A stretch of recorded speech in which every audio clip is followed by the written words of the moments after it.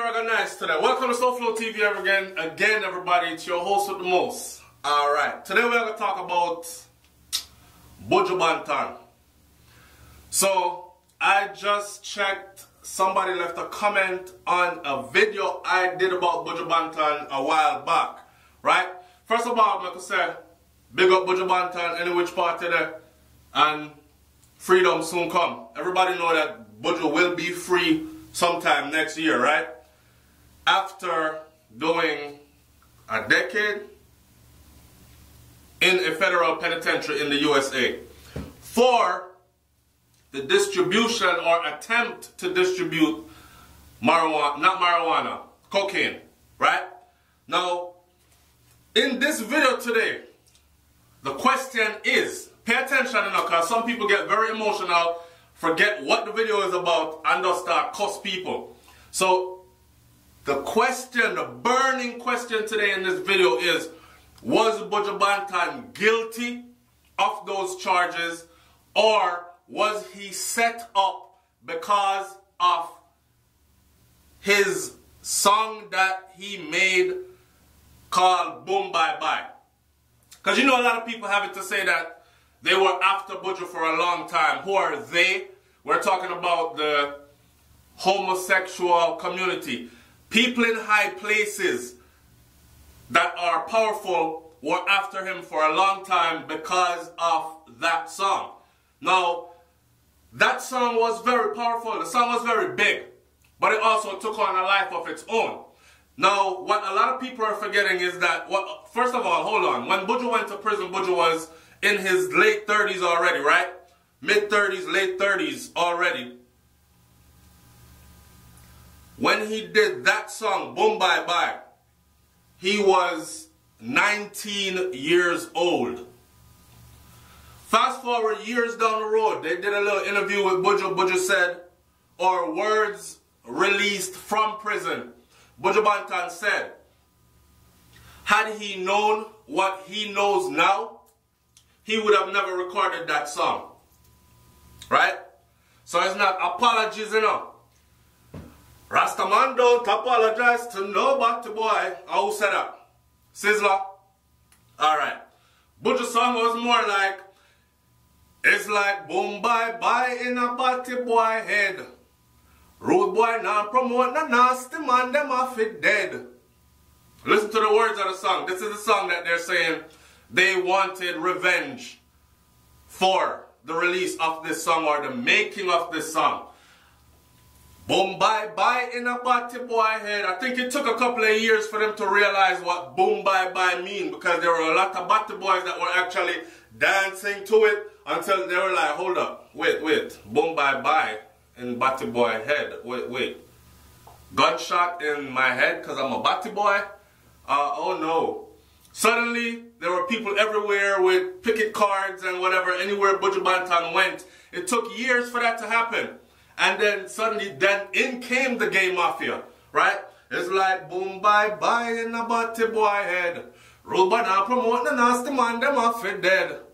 Two man hug up one another and down in a bed. Hug up one another and a rub down leg. Send for the matic and the Uzi instead. Shoot batty boy, make we shot them dead. Them don't want Jackie. Go listen to the song Boom Bye Bye and you will see why, right? Now, here is my thing. They might have been out for Buju Banton. Remember, you know, so let's stick to what the burning question is. They might have been out for Buju because of that song. Yes? Yes. But, check this out. When people start to say stuff like this is what really grinds my gears and get me. Because all you're doing is looking for excuses to continue with your friggery, right? Watch this. The CIA and the FBI and all these other people, they're the biggest drug dealers. They carry all the drugs in the world. So why they want to penalize the little small man for, okay, we get it. There you go again, preaching that fuckeries. Listen, whether they do or they don't, that's besides the point when it comes down to a one-man case, okay? We already know how the system is set up, so why? Why put yourself in that position to be made a victim or to be made an example of?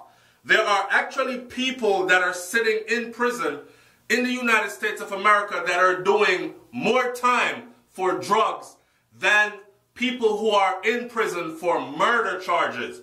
Like, literally shot someone, stabbed someone, took a life viciously with no good reason. And they get less time than a brother that got caught with like 10 kilos of cocaine got a life sentence. The murderer has a day that he will get out of prison. The drug dealer is in for life. That's real, right? So if you know that the system is set up that way, I understand you want to argue against the system, but why put yourself in that position? I remember Buju Banton last concert at Bicentennial Park in Miami, and it was called Buju and Friends or something. Buju Banton was leaving, right? And Buju made the most powerful performance I had ever seen from him that night. But I'll never forget one thing that Buju said. Buju said, "I have a whole heap of picnic for feed, and them catch me with my hand in the cookie jar." So for all the Buju Banton fans that think that Buju was innocent and he was set up, listen, no matter how, I followed the whole case, and yes, he was targeted. Watch me. He was targeted.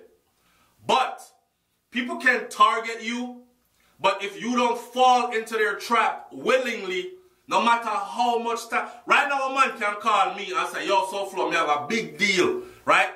I just need you to meet me at this place. Me I gonna show you where to drop this off and that, and the money I gonna be 50,000 US." And me I say, "Ross, a good money that, you know. All right, boom, me dap on it."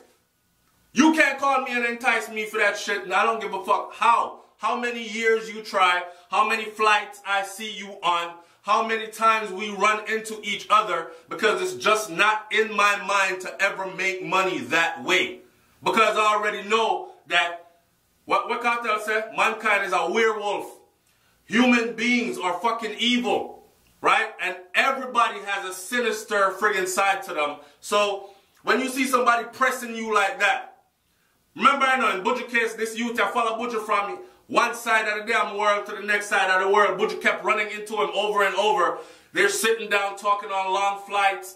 Eventually, Buju starts saying, "All right, this seems like somebody me can really vibe with. So, yeah, me could link up and go hold a drink, on a spliff and have a conversation away from Ray. And relationships start to build to a point where it end up with Buju Banton in a blood cleat warehouse somewhere with cocaine surrounding him, and CIA, FBI agents saying, or drug narcotic agents saying, we actually have him on video testing the product, opening a case with his fingernail like a real professional and testing the product. People are saying, "Yo, so if Buju test the product, that means that Buju did not take coke too, or him dep on coke, because how do you know how to test the product?"